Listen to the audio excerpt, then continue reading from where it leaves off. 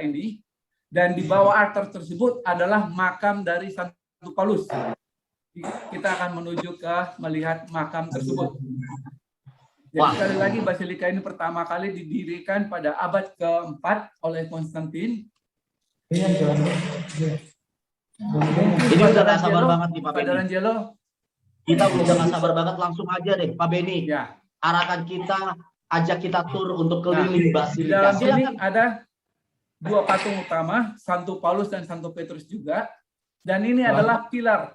Pilar ini yang merupakan sisa bagian dari bangunan yang terbakar pada tahun 1823. Dan ini dianggap sebagai lilin Paskah. Walaupun bangunan ini sebagian besar hancur terbakar, tapi pilar ini masih tetap utuh, sehingga dipajang di depan dari makam Santo Paulus tersebut.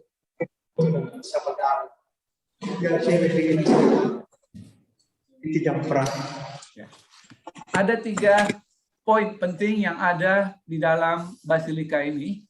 Yang pertama adalah makam Santo Paulus itu sendiri, sehingga di sini didirikan Basilika Santo Paulus. Kemudian terdapat juga foto-foto para paus atau gambar para paus yang kita lihat di bagian tengah yang lingkaran bulat-bulat ini. Ya, ini langit-langit, di sampingnya itu ada gambar para paus mulai dari Santo Petrus yang pertama sampai dengan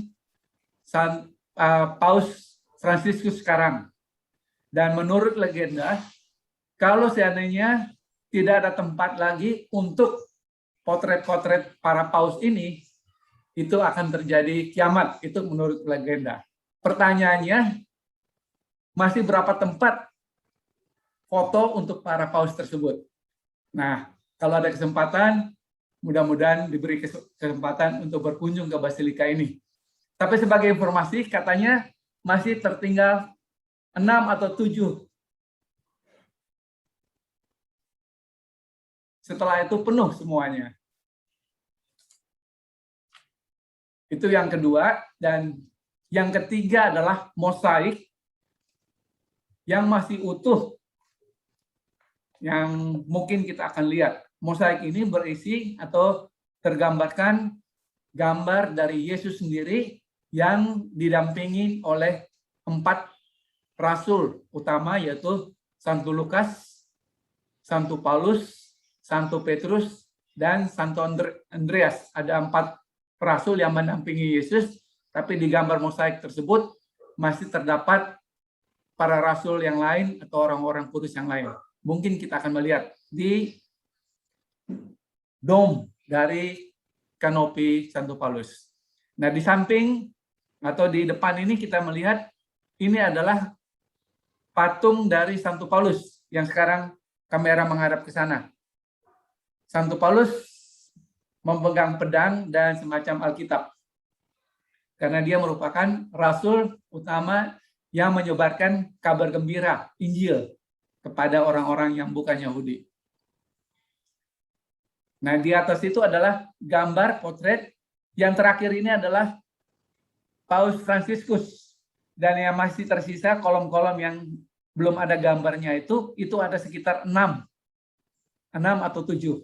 Dan sekali lagi menurut legenda, kalau seandainya semua tempat yang tersedia ini sudah dipenuhi oleh gambar-gambar paus, maka itu adalah akan terjadi kiamat.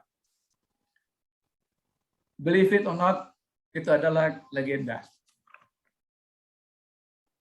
Sekali lagi, bahwa basilika ini merupakan basilika kedua terbesar di Roma dan ketiga terbesar di dunia.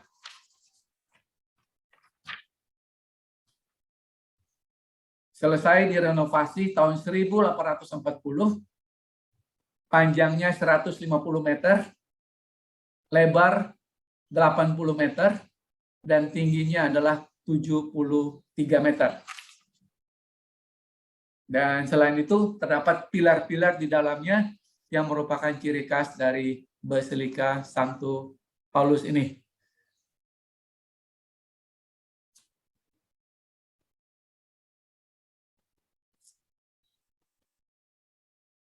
Ya, ini kita menghadap ke pintu keluar. Pintu keluar. Ya, itu Father Angelo sudah standby. Father, can you hear me?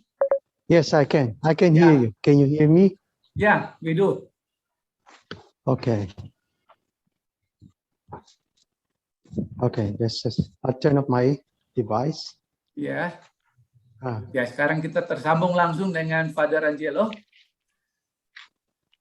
Father Angelo ini merupakan pastor yang bekerja di Roma. mhm. Okay. As you probably see, I'm walking on the side of the basilica, which you could see. You could see the wall. This is a new infrastructure. And on my left are the old ruins of the old basilica, which was destroyed by the fire in 1823. July 16, the evening of July 16, there was a big fire here. So Ya, these are yang the ditunjukin oleh kamera Father Angelo adalah sebelah kiri yang kita lihat ini adalah puing-puing bekas peninggalan basilika yang dulu yang terbakar pada bulan Juli tahun 1823. Sedangkan yang sisi sebelah kanan ini adalah bangunan yang sudah direnovasi. And some of the materials that were collapsed and destroyed, they use it to continue the construction. I mean to say, some of the materials that were burned down, when they rebuild it, they reuse it. They use it to build this structure of the new basilica. Dan sisa-sisa bangunan yang masih bisa terpakai mereka gunakan untuk mendirikan basilika itu kembali. We have to go back in the history, religious history, where when the great Emperor Constantine, in 313, in his edict, that is to say, by his authority, he liberated the worship of the Christians. Jadi basilika ini pertama kali dibangun oleh instruksi dari Kaisar Konstantin. Yes, in that edict, the Christians are now free to build and open publicly to their worships. So they started building Christian temples. And one of the Christian temples that they built is this St. Paul outside the wall, because of the many, what do you call it, favorable honor that they received through the intercession of St. Paul. And so they contributed so much support financially to complete this basilica.